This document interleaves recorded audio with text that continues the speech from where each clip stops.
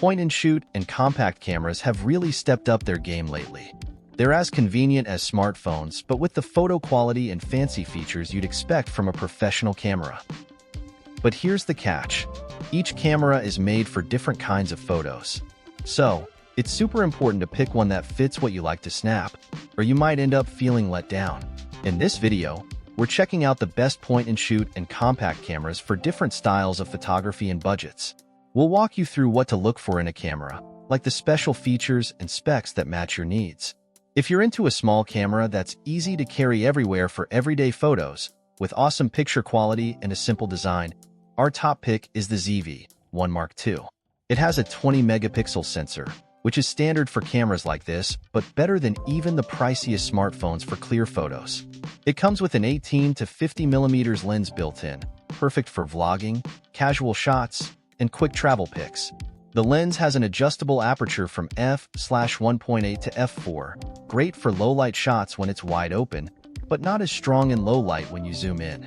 Still, the ZV-1 sensor handles high ISO settings really well, giving you sharp shots even in dim light at ISO 6400 or even 12800. The autofocus on the ZV is fast and reliable, which is a Sony trademark for sure. It smoothly tracks moving subjects and has cool features like face and eye detection. There's even a neat mode for showcasing products, where it shifts focus between objects and faces automatically. This is perfect if you're into tech or beauty videos, or if you like showing off stuff on camera. For speed, the ZV-1 Mark II is a champ. It takes up to 24 photos per second in burst mode and can snap up to 800 JPEG or 88 RAW photos in a row. That's pretty impressive and makes it a solid choice for action-packed shots, even if you're not looking for a full-on action camera. Video-wise, this camera rocks 4K video at 24 and 30 frames per second, with HD slow motion at 60 and 120 frames per second for those dramatic effects. And it's got a cinematic vlog mode that boosts your video quality, perfect for giving your content a pro touch. But wait, there's more. You can add a filmic look to your videos right in the camera, even customizing it to get the exact vibe you want. It adds black bars at the top and bottom for a cinematic movie feel. Some of you might not like those black bars, but the cinematic vlog mode is still super handy for getting that cinematic look with just a few clicks. If you prefer doing all the color grading yourself, the ZV-1 Mark II also has S-Log3 and cinema profiles built in for tweaking colors. However, it's worth noting that it uses 8-bit color, while newer cameras designed for color grading often have 10-bit color. When it comes to design, though, the ZV-1 Mark II really shines.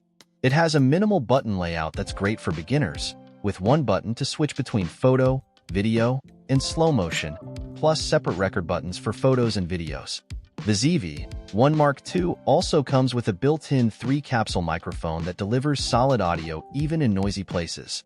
It saves you from buying yet another accessory for your new camera and keeps things compact and light for travel or vlogging. You can still hook up your own external microphone if you want.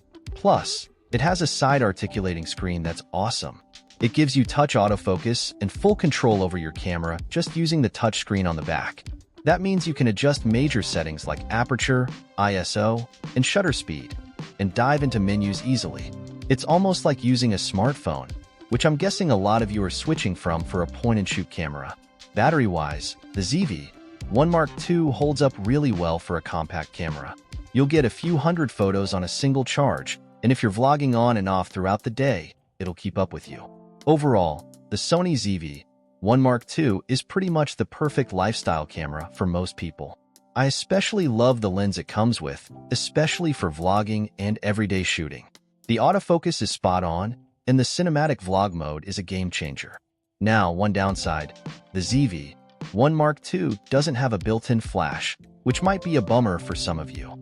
But if you're looking for something similar with a flash and a few more bells and whistles, check out its big brother, the RX100 Mark VII. It's pricier but has extras like an electronic viewfinder and a crazy zoom lens from 24mm to 200mm. If you want a cheaper option with a built-in flash, there's the Canon G7X Mark III. It also has a 24 to 100mm lens, giving you more zoom range than the ZV-1. The aperture range from f1.8 to f2.8 means it's awesome in low light, both wide open and zoomed in, and it gives you that nice blurry background effect. Plus, the lens is optically stabilized, so your videos and photos will be smooth, even handheld. The G7X Mark III even has a macro mode, something you don't usually find in these cameras. Even though the G7X Mark II is a bit older now, its autofocus is still rock solid. It may not have all the fancy features like product showcase mode, but for most people, like casual shooters who snap photos here and there or do a bit of action shooting, the autofocus works just fine. It includes face and eye tracking too, so if you're taking pictures of people, it'll focus perfectly. Now, let's talk about how the G7X Mark II performs when it comes to photos and videos.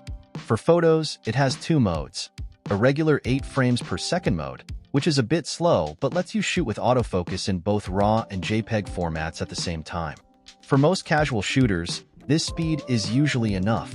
Not everyone needs 24 frames per second. Then there's the RAW burst mode, where it shoots at 30 frames per second for about 2 seconds.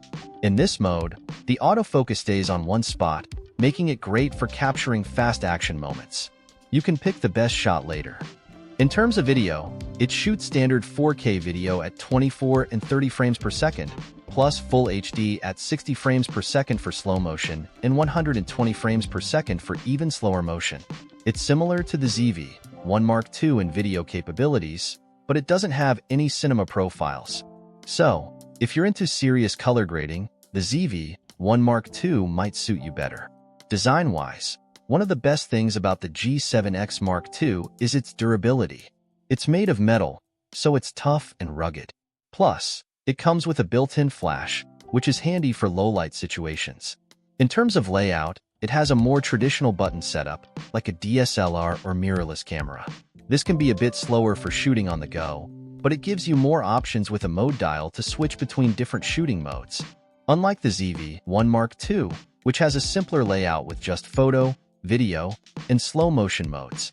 The G7X Mark II also has a built-in microphone, like the ZV-1, but in tests, its internal mic tends to pick up more background noise. If you're serious about your audio quality, you might want to consider using an external microphone. The touchscreen on the back of the G7X Mark II is fully touch-sensitive, allowing for touch autofocus and easy adjustment of settings and menus.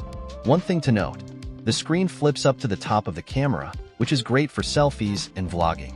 Overall, the G7X Mark II remains a solid option for those looking for a compact camera with reliable autofocus, decent photo and video capabilities, and a sturdy build. Some folks might like it, some might not.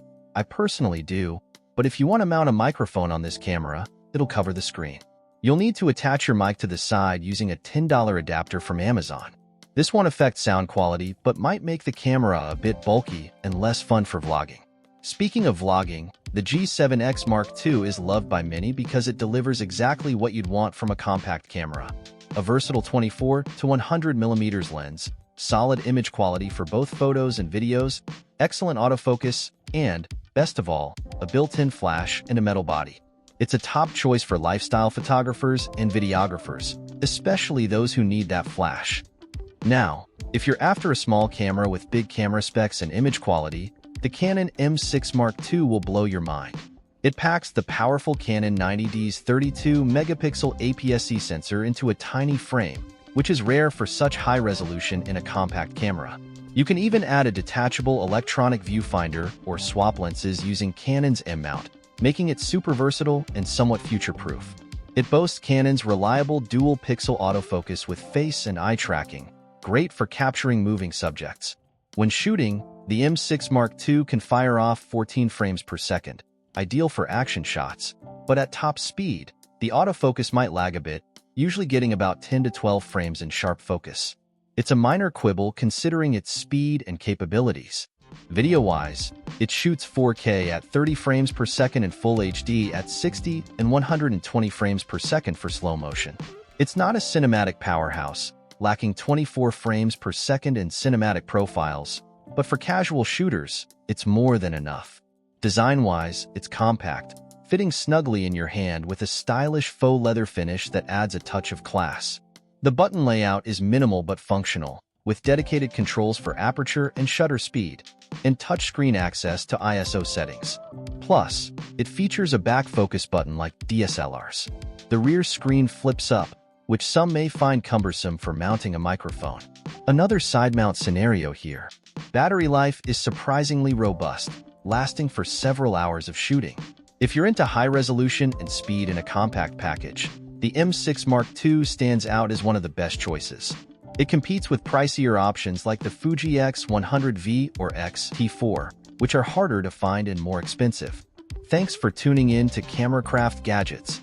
Whether you're into vlogging, casual shooting, or crave professional specs in a compact size, there's a perfect fit for you.